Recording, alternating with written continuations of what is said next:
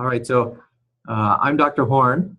I'm Dr. V. And we're going to start. This is our MDstewardship educational webinar series. Today we're going to be talking about C. diff, diagnosis, treatment, and isolation.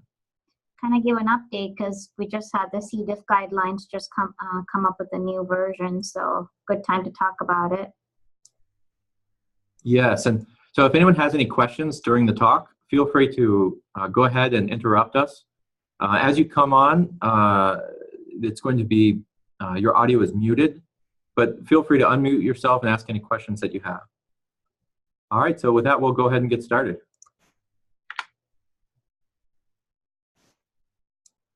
So when we start, we'd like to just kind of go through C. diff a little bit so we're all on the same page, and then we can go through the most recent IDSA guidelines. So these are some informational just kind of things that we've gotten from the CDC. So we're going to start with impact. It's to show the importance of treating C. diff correctly and taking it very seriously.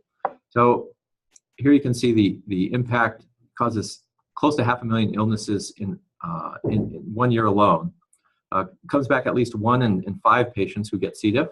And C. diff readmission rates are a big deal now for hospitals. Currently, like nationally, C. diff readmission average is around like 13%, but some hospitals is as high as like 20-25%.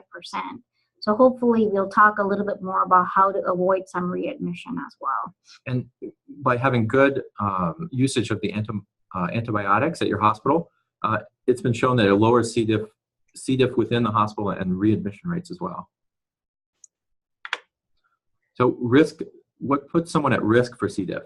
So antibiotics are the #1 risk factor for the likelihood of developing C. diff in the patients. And one of the biggest culprits that we always heard about was like clindamycin being the big one that's causing C. diff. But now we know any kind of antibiotics can really cause C. diff. Fluoroquinolone, cephalosporin. So it's not just clindamycin. Any kind of antibiotic exposure is a big deal for C. diff. Yeah, and fluoroquinolones are, I think, about 1/4 of all antibiotics given out are fluoroquinolone.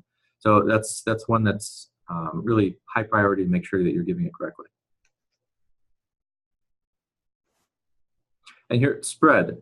So touching unclean surfaces, especially those in healthcare settings, contaminated with feces from an infected person. Dirty hands. So we want to make sure that people are washing their hands. And usually when families come to us and they say, what can we do to prevent C. diff from the patient if they're going to go home to their house with their family members there, washing hands is the #1 recommendation that we give. Make sure that they wash their hands really well. Other family members are washing their hands before and after eating, especially, and using the bathroom. So soap and water for good 20 seconds, not alcohol. Soap and water is key. And also another thing to remember is like elderly patients have highest risk, like 65 years and older. Pregnant females are really at high risk for C. diff and complication. And also our patients who are on immunosuppressive therapy, like cancer patients, patients who are on like chronic immunosuppression for other reasons like rheumatoid arthritis, Crohn's disease. So there's like 3 top big categories. Elderly patient, immunosuppressant, pregnant females are really at high risk for C. diff. And where do they usually get it? Also at our hospital. So one thing we could do really well to prevent transmission is good hand hygiene and good isolation practice. And the hospitals that we work in, they'll actually, the nurses will cover the alcohol hand gels, and it will say wash hands. So they know that they can't use the alcohol hand gels. The hand gels usually desiccate the bacteria and kill it, but with the spores, you have to wash it, physically remove it from the hands with good hand washing. So they cover up the hand gels, make sure that people aren't using that, and they know that they need to wash their hands. So here's prevention of C. diff. So that improving the prescribing of antibiotics is very important here. Using the good tests to know that if a patient has C. diff, that they need to be put in isolation precautions and treated. Rapidly identify, isolate patients, wear gloves and gowns, and that's been shown very well that it does very well with patients with C. diff. There are some situations where kind of isolation is in question, whether it benefits the hospital and other patients, but C. diff is one where it clearly benefits. And then we got to make sure we have the right kind of products to clean this room, C. diff patient room, and ideally something with a bleach or any other product that have approved for C. diff killing is important. But bleach is great; it can kill C. diff spores. So with that introduction to C. diff, we're going to go into the guidelines. So this is where we get our recommendations from. This is the Infectious Disease Society of America Clinical Practice Guidelines for C. diff. This just came out rather recently. It was in 2017, but really it was just a few months ago. So our last guidelines was in 2010, and then since then they've noticed a lot of changes. So this was an update with newer recommendation. And so we'll start with the lab test recommendations. The lab tests can get kind of confusing sometimes, and the reason is because we don't have good tests. So whenever the tests aren't very good, it gets really confusing because you can get false positives, false negatives, not know what to do with it. And not all hospitals follow the recommendations for that are put forth for various reasons. So it might be that the tests aren't available, or it's there are a lot of reasons why hospitals won't follow the recommended testing, which means essentially that it's kind of unclear sometimes if people have C. diff, or if they're positive, does it need to be treated? And a lot of places they're recommending a two-step procedure, and like Dr. Hone was saying, some of the labs, they don't have the personnel or the time to do the two-step procedure. We'll talk about it a little. So they just end up doing C. diff PCR testing. And because there's such a big worry with ensuring that if a patient comes in with C. diff, that you diagnose it and you say it's community-acquired and not hospital-acquired C. diff, there's been a big push for people to order tests, and sometimes those tests are done inappropriately.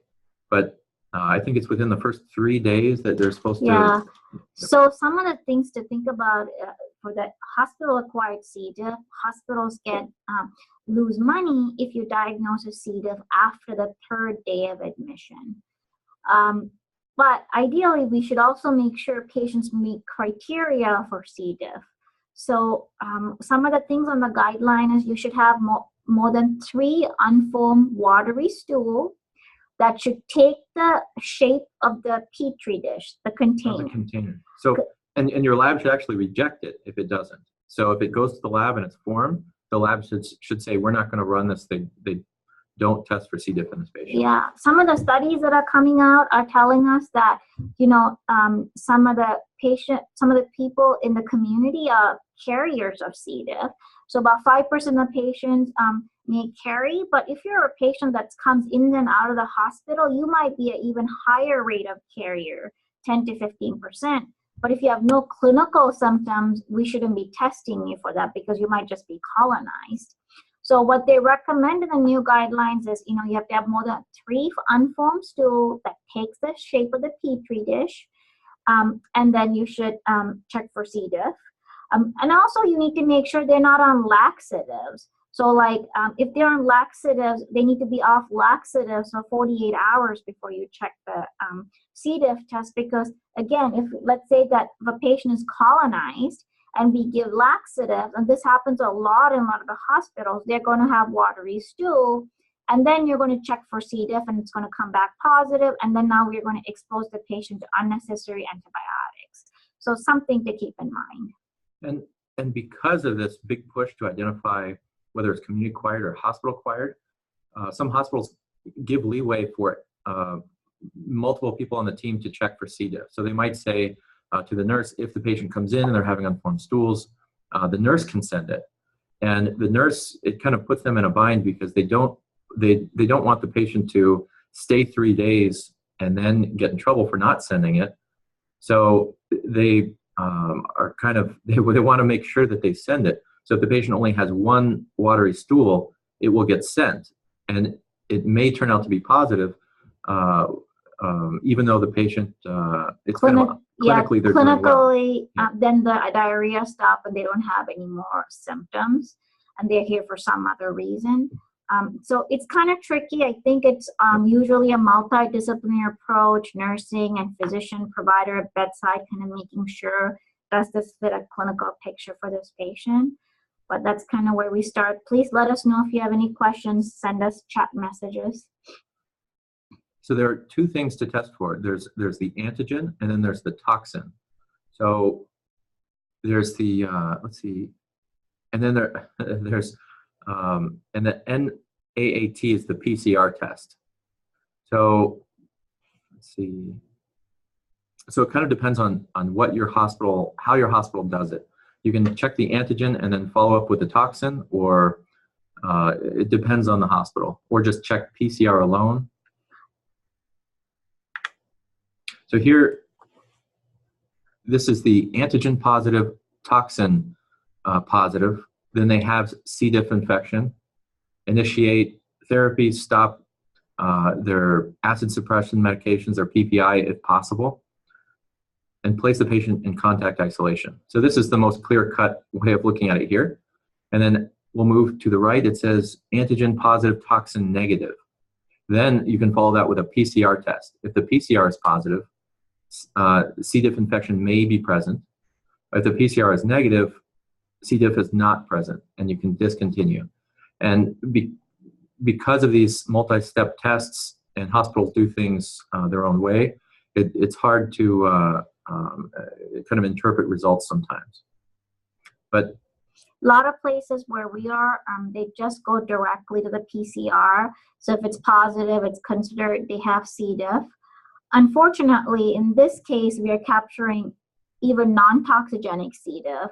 We are capturing patients that may not be clinically even have the toxin. So that's not the best way to do it, but it's also resource limiting, and if we have the resource to do the two-step procedure. So the guidelines advocate for the two-step procedure, but one PCR alone is okay as well. Yes, it's normal to have the bacteria C. diff, but really to become sick, you should have the toxin. And it's the same way with E. coli is normally in our gut, but if it has additional things that make it more toxinogenic, more pathogenic, that's where you get into trouble. So treatment recommendations for patients with C. diff. So this goes for all patients with C. diff. You want to replace fluids and electrolytes as needed. So because they're having such high volume stools, you want to make sure that you're replacing their fluids, not becoming too dehydrated. Discontinue acid suppressant medications. So the continued use of PPIs increases the risk of C. diff infection and recurrence. Now, you can't do this for all patients. If it's indicated, you have to weigh the pros and cons of stopping, but there are a lot of patients that are on PPIs kind of don't so need to be on PPIs. A lot of times, we all know PPI get put on when a hot patient gets admitted, and then we forget about it, and then patient gets discharged with it. Now this patient is on PPI as a home medication. So PPI puts patients at increased risk for C. diff and recurrence. So there are some studies coming out, if you could do a H2 blocker or other agents might be better than doing PPI. And there are some studies that have actually shown in certain centers where they used a lot of PPI, and once they cut the PPI use, they were able to kind of decrease their C. diff rates as well. So there's an opportunity for improvement there in certain places. And then discontinue concomitant antibiotics if possible. So if a patient's on 6 weeks of antibiotics and then they develop C. diff while they're being treated, now if it's possible to stop the antibiotics, that would be the best thing and to treat the C. diff. But if you must continue the antibiotics, then it's best to go with the narrowest spectrum you can. So the antibiotics that cause C. diff are usually the ones we say that put a lot of pressure on the gut, meaning they cover gram-negatives and anaerobes. So when you wipe out that good, your microbiota, your good flora, it allows space for toxinogenic bacteria to take its place. So if possible, you'd stop it or go with the most narrow spectrum for the type of infection that they have. For example, let's say that we have a patient with intra-abdominal infection, and then we have them on Zosyn or meropenem, right? So they're really broad spectrum, gram-negative, gram-positive anaerobes. So when the biggest factor for C. diff to get worse is when we put a lot of pressure on those anaerobes, because those are good bacteria we need. So sometimes it might be actually better, for example, if it's intra-abdominal infection, maybe you could get rid of the zosyn, and then you could give ceftriaxone and flagyl. Flagyl might actually cover the C. diff a little bit too, and it might be a little bit better than giving zosyn or meropenem. So, how to narrow the spectrum so that we could still treat the ongoing infection, but not put so much pressure on that C. diff. So when you think of antibiotics that cause C. diff, there are antibiotics that wipe out a lot of the gut flora, clindamycin, fluoroquinolones. And then the next one is monitor for clinical worsening and adjust therapy as needed. So if the patient's clinically getting worse, then you could change them from moderate C. diff to severe C. diff and change the treatment for them. So here are the C. diff potential treatments. So we wanted to, and this is from the guidelines, it mentions some of the antibiotics that are used, and then just a little bit about it. So proven efficacy, you have vancomycin. This is PO vancomycin. So when you take PO vancomycin, it doesn't get absorbed into the bloodstream. So if you checked, so we don't check serum levels, but if you did check, it should really be 0. So you would, and PO vancomycin is really the only use of PO vancomycin. C. diff is the only use for PO vancomycin. I've seen some providers try to treat skin infections with PO vancomycin that doesn't get good absorption, won't be used to treat the skin infections. So, and you can see the dose here is 125 milligrams PO QID for 10 days. And one thing that's new in these guidelines is that they changed from 2 weeks to 10 days for all the treatments. You can see the cost here. So the pill form is much more expensive than the liquid formulation. So we've had some providers tell us that the vancomycin, the cost is prohibitive, but if they look into the liquid form, it might be that would work out better for the patient. Usually the pill form comes out to be about $1,400, but or maybe a little less depending. But then oral liquid Vanco comes around like $100 without insurance, so that might be even cheaper with insurance. And then fidaxomicin, of course, they have done a lot of head-to-head trial. It's non-inferior to vancomycin, and there was a study that showed that it helps with decreasing recurrence, but we don't think that study was done properly. We just was at a conference recently where the person wrote the C. diff guidelines were there, and they were not very convinced with when they did the non-inferiority study and the recurrence. So what I could say is that fidaxomicin is another option for C. diff if you cannot use oral vancomycin. But the only limiting factor with fidaxomicin is the expense, $1,400–1,500. Yeah, and then this, one of the authors of the guidelines, they get asked about the price of fidaxomicin and say, what about the high cost of fidaxomicin? And they said they didn't take that into account when they were making the guidelines. They wanted to only go off the studies and not look at the price, which is just the way they decided to look at it. So they were hoping that the price of fidaxomicin would come down, but it's not something when they were deciding which would be first line, second line that they took into account. And that study that you're referring to, it said that with fidaxomicin, it might reduce the reoccurrence rate, although that wasn't the best study. Best study, yeah. So they still question if there's truly an advantage of using fidaxomicin for recurrence. And then metronidazole, you guys will say they've taken it off as first-line therapy unless we are in a resource-limited setting and we really don't have any other agents. Yes, and the vancomycin and fidaxomicin are PO. Metronidazole is either IV or PO. If they're able to take PO, you can give it that way. But usually now with the new guidelines, the only time we would add metronidazole is if they're if they're unable to take PO, or if they have a small bowel obstruction or something and can't get to the site. So then you would add metronidazole as another agent. And you could do like Vanco enema plus metronidazole IV. And then the probable efficacy, we don't need to get into nitazoxanide, and we wouldn't use those. They're not included in the guidelines. So here's antibiotic agent cost. Now, this can vary for multiple reasons, but we wanted to just show the difference in the price. Metronidazole, vancomycin liquid versus capsule. Fidaxomicin has the high cost, which was what we were just referring to with makes it cost prohibitive for some patients. And if it's essentially equal to vancomycin PO, then there would be no added benefit really, except the added cost. Yeah. I usually just stick with oral vancomycin unless they're truly not getting better. And most of my patients, they do really well if they could tolerate the oral vancomycin, and we do it the way it's supposed to.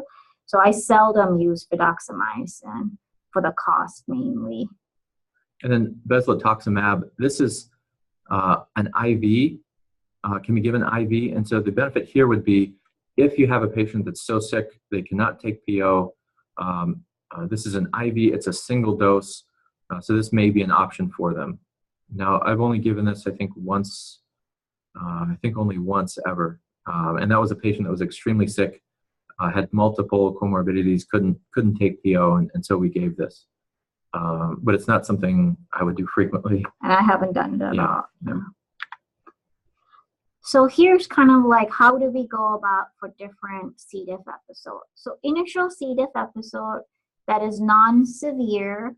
So, you have a patient that has diarrhea, we confirm patient has C. diff, and white count is less than 1,500, serum creatinine is less than 1.5. Then, 15,000. Sorry, 15,000, my bad. You start with first line vancomycin, 125 4 times a day, or fidaxomicin, if that's what you guys choose to do. Metronidazole, again, it's we shouldn't use that, but if we do not have the above 2 agents, then we can use it as an alternative in resource limited settings. But ideally, vancomycin should be the first agent. When we were at that talk by the person who wrote the guidelines, one of the things they were talking about is like, is there any benefit in giving like 250 or 500 of vanco? And the thing to remember about vancomycin oral is it concentrates in your colon hundreds times more than when you take it orally. So 125 PO 4 times a day is plenty. That's what they were talking about. And one of the changes in this from the old guidelines is that it says the serum creatinine level less than 1.5. So it used to be 1.5 times their baseline, and here it's just 1.5. So, and that's a marker of how dehydrated they are. So if they're having a lot of stooling, they're unable to keep up with the hydration. If it's greater than serum creatinine greater than 1.5, then you'd put it as severe. So WBCs of 15,000 and creatinine of 1.5 are the how you decide whether it's non-severe or severe. If the patient, I also take into account the patient that we're looking at. If they're 85, if they're very elderly and they're very frail and they don't look good, I would still classify it as severe, even if it doesn't meet the guideline definition. But the difference is initial episode non-severe, initial episode severe. There's no really change. It's vancomycin or fidaxomicin for 10 days. Yeah. So that's key. Yes. And the third one is initial episode fulminant. So when you have hypotension, shock, ileus, megacolon. This is when, you could do vancomycin 500 4 times a day, either by mouth or NG tube. And then if you really cannot, if it's not going down upper GI tract, then we could also think about adding vancomycin enema plus doing IV. This is where we could add the IV metronidazole as a secondary agent to help. Yes, so you want to do everything you can to get it there. So you can give PO, you give vancomycin enemas, IV metronidazole if they have an ileus. You want to do everything you can to get it there. If the patient is really bad, at some point you can also consult general surgery for colon resection. The indications for colon resection you just have to take it each case, case by case. But these are the initial episode recommendations. And then the guidelines also included recommendations for children, which was a change because I don't think the old guidelines had treatment for children. But as far as treatment for children, I don't do pediatric infectious disease. You really need to look closely at when you're going to test in children. And then one thing to remember about children is that children less than 1 year of age are high risk of being colonized with C. diff bacteria. So you're not even, if you talk to a pediatric infectious disease doctor, they'll tell you not to ever test for children less than 12 months of age. So, I mean, this is a good reference to have if a child that truly does have C. diff. But less than 12 months of age, a lot of pediatric infectious disease doctors say you should never check. So risk factor for C. diff recurrence, again, elderly patient. I would also add immunosuppressed patient and pregnant females. Concurrent other antibiotic during the initial treatment of C. diff. Prior infection of C. diff. Defective immune response against C. diff, underlying comorbid conditions, and PPI usage, anything that's going to continue have a barrier for the gastric acid. Anything to add, John? No, I think recurrent C. diff recurrence, I mean, I will say that it's really a difficult situation because when you get recurrence, and here are the treatments are essentially the same, and if they don't really work, it becomes very difficult. But when a patient comes in, so if they come in and they say, I had C. diff and I was treated for it and now I'm having diarrhea, it's really important to ask a few more questions to decide, is this failure of the first treatment or is this a reoccurrence? So if they come in and they say they started PO vancomycin and it didn't help at all, I'm still stooling, then that would be more of a failure. Whereas if they say, I started PO vancomycin, my diarrhea completely went away, I completed my course, and then a month later I started having having a lot of diarrhea again, then that would be a reoccurrence. But I like to hear that they've started a treatment, they improved, they completed that treatment before calling it a reoccurrence.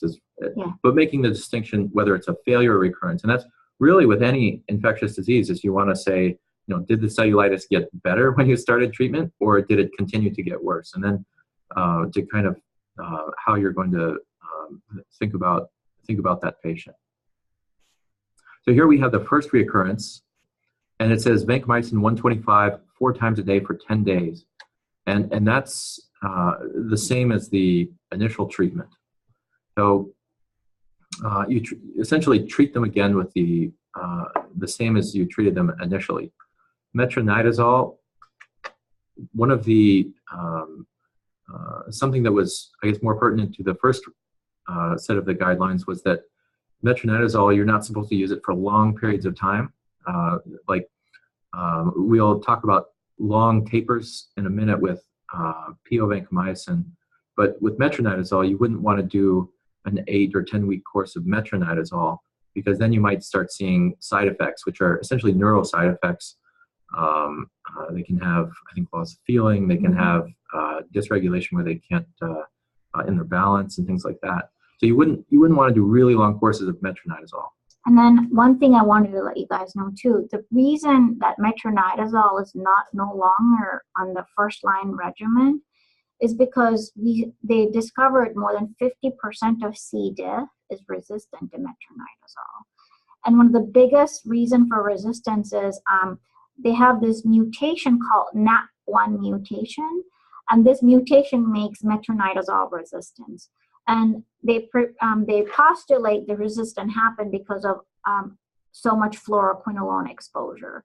So fluoroquinolone exposure caused resistant C. diff, and that spread. So now we cannot use metronidazole because more than 50% resistance. And then for the second reoccurrence, vancomycin and tapered and pulsed regimen. So there are examples of how long to taper for. but essentially you do 4 times a day for, and there are different providers have different recommendations. Oh, here it's there, 4 times a day for 2 weeks, 2 times per day for a week, once per day for a week, then every 2 to 3 days for 2 to 8 weeks. So it's a really long taper, and essentially you do this long taper, and during it, if they start stepping down and then their diarrhea starts up again, you can either go back up to the 4 times per day, and that's usually what I like to do, is go back up to the 4 times a day, get it under control, and then kind of go from there. Start the taper kind of again. Yes, Yeah, start it over again. yeah, Yep. totally agree. Yep. And then here at the bottom it has fecal transplant. So that's a stool transplant. That's where they take stool from another individual. Usually it's a family member. They'll take that patient. They do a series of tests to make sure that they're not going to transmit something to the patient. Take their stool and give it to the patient. And they can either do that through, they can put it into capsules, into pills. When it's done, I think in our hospital, they put an NG tube down and put the stool down. Or you can do sigmoidoscopy, colonoscopy. Yes, yeah. and put it into that method. Yep. One thing to remember is we used to do like live donors, but there is now option to have frozen stool that you guys could get. I don't get any stocks or anything. I don't have any, but there's this company called Open Biome that is able to provide you guys frozen stool that is screened for all like communicable diseases. So their service is pretty good because they could send the stool within a day or 2 to your facility. So just wanted to let you guys know about that. Yeah, I believe they get it from college students that donate stool, and they are tested, and just like donating blood, they donate their stool and get paid for it.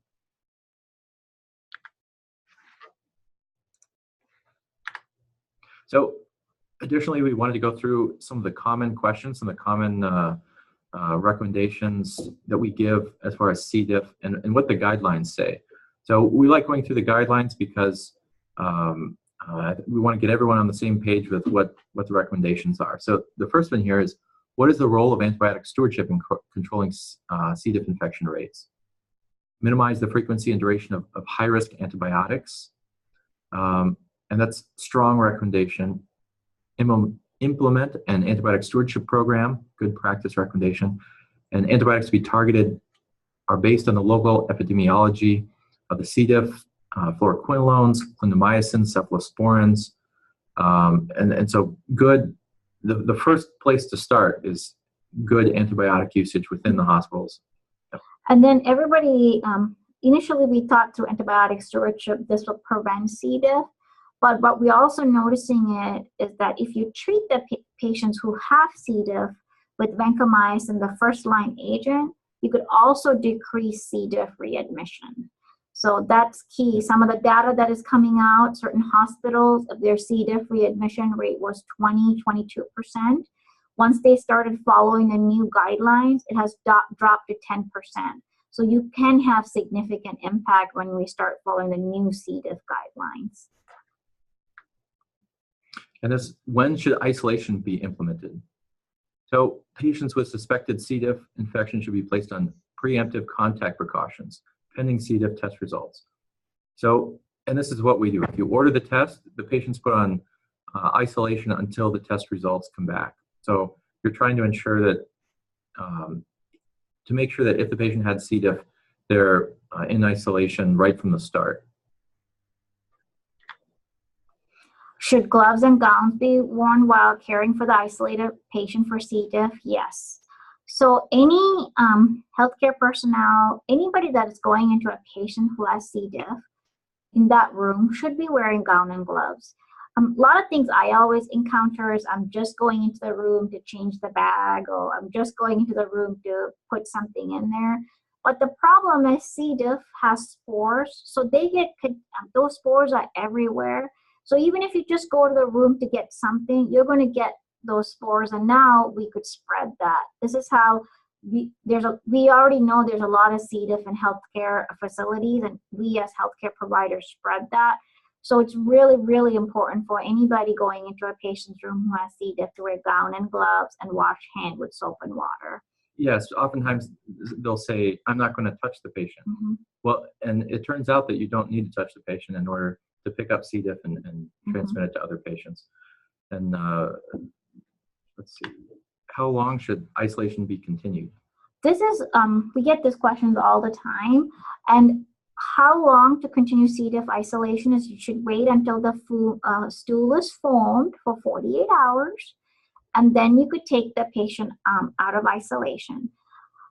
Some of the other things to think about is that if a patient was in a room and they had lots of watery diarrhea, now that room is contaminated.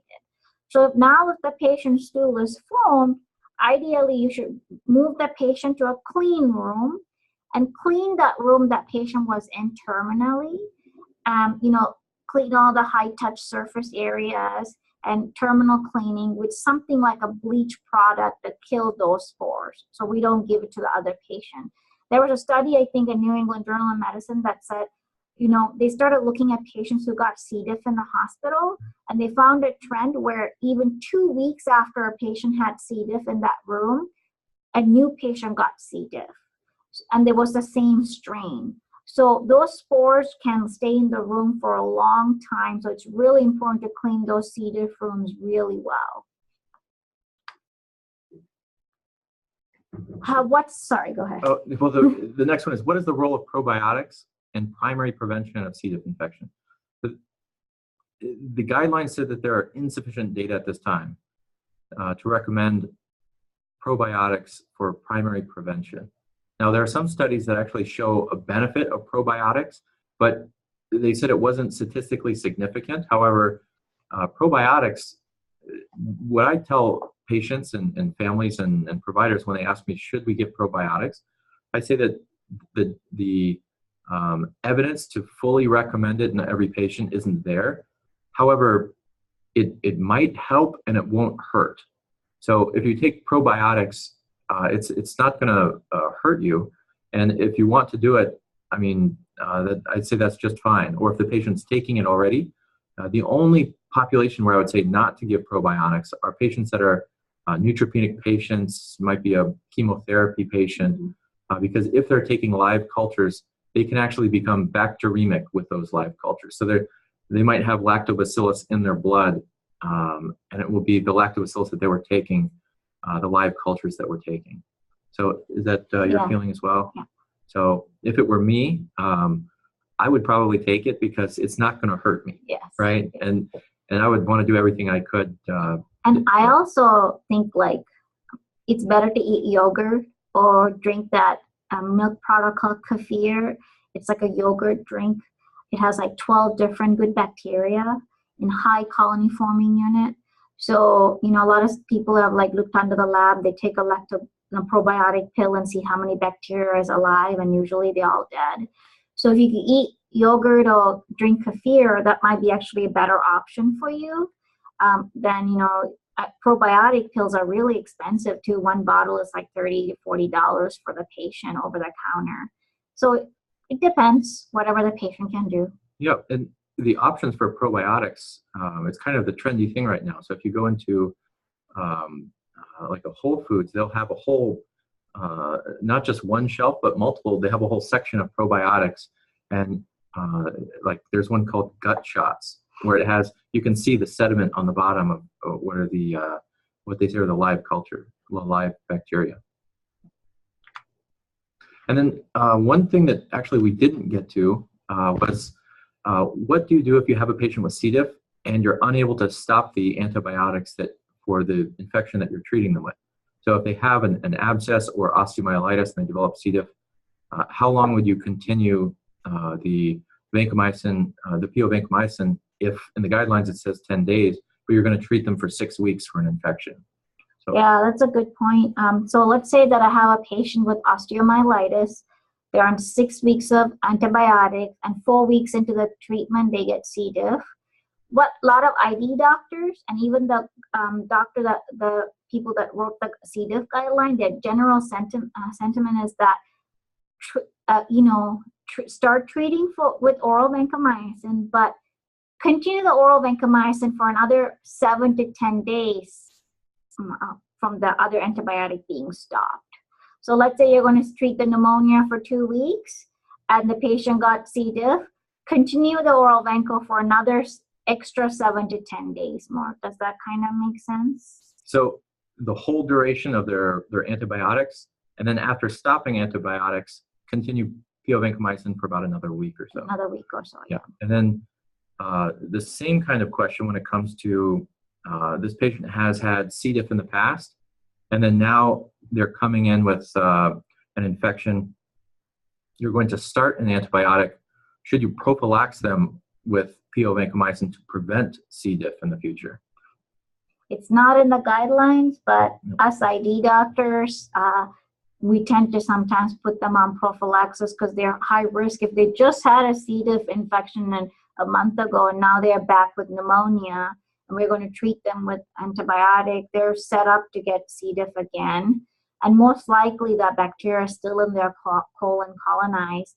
So in that case, it might be worthwhile to just put them on oral vancomycin, finish their pneumonia treatment, and do 7 more days. Yes, and that's what I do too. That's so what I do too, they'll come in, they'll say, every time I start an antibiotic, I get C. diff, and you're about to start an antibiotic on me.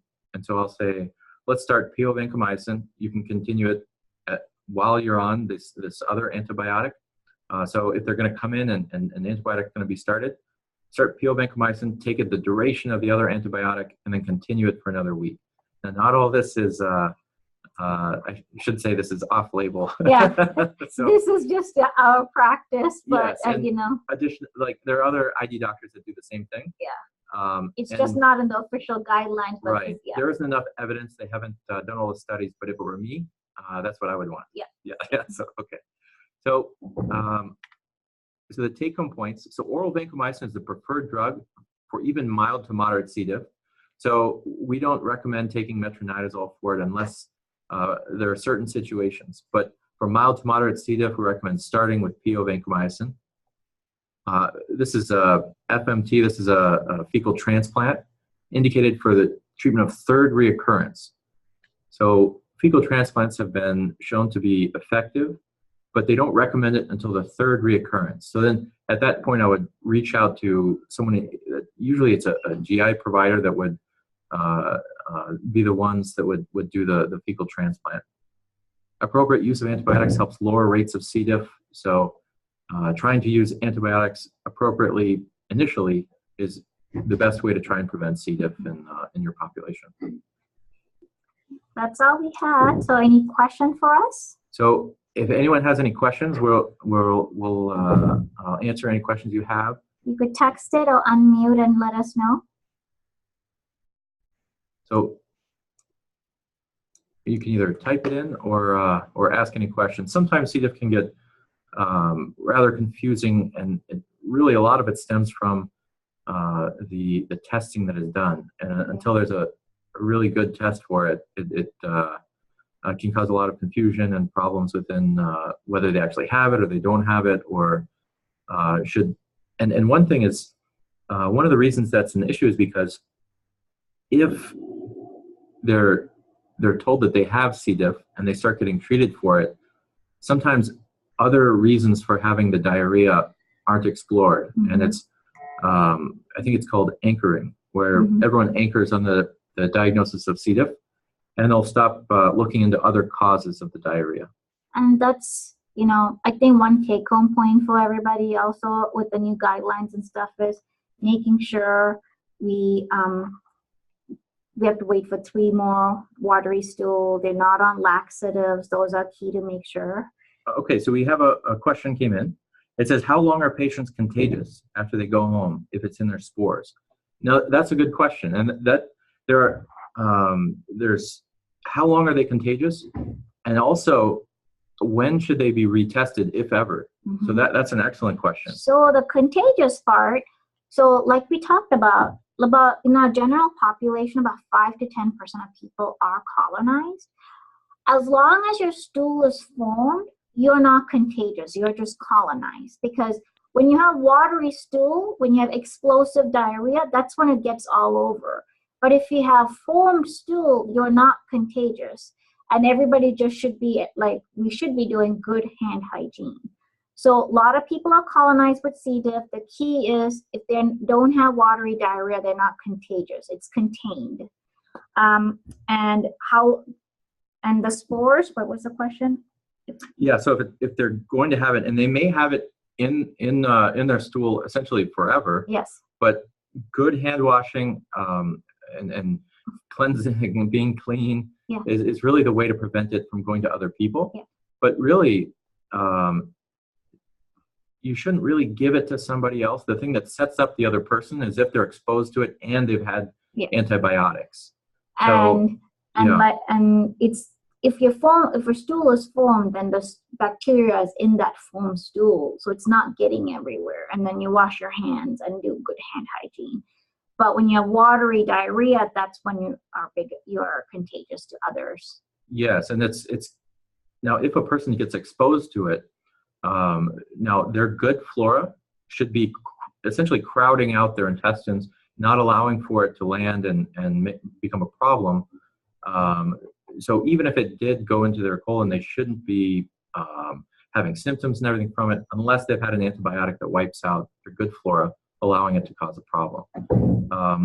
And when to test, so if a person comes in and they get treated for it for 10 days and then they leave and they have formed stool, sometimes they'll say, well, how do I know it's gone? Shouldn't you test me for it to make sure it's gone? And the answer is, once they have it and you treat them for it, you go off their clinical picture. So if they're having formed stools and no longer having diarrhea, the recommendation is never to test them again unless you're suspecting it. And if they have diarrhea, they may be positive for C. diff essentially forever, but you would never want to test them. If they came in and they have diarrhea and you're concerned about a recurrence, you would just treat. You wouldn't need to and also, if you had C. diff infections, some of that bacteria is going to stay in your colon with the rest of your other bacteria in your colon. But if you don't have symptoms, they're just part of that flora now. So, but if you end up testing it when they don't have symptoms, it can come back positive. So like Dr. Horn was saying, don't test if they have no clinical symptoms that you're worried about. That's a really good question. Any other question, guys? All right. Well, thank you, everybody, for joining. For attending. If you have any recommendations for future topics, please email us and let us know. If you have any recommendations for how this can go, if you have any recommendations of how we should present or go more smoothly, we'd be happy to hear them. I think that wraps it up. All right. Thank you. Thank you, everybody. Have a good day.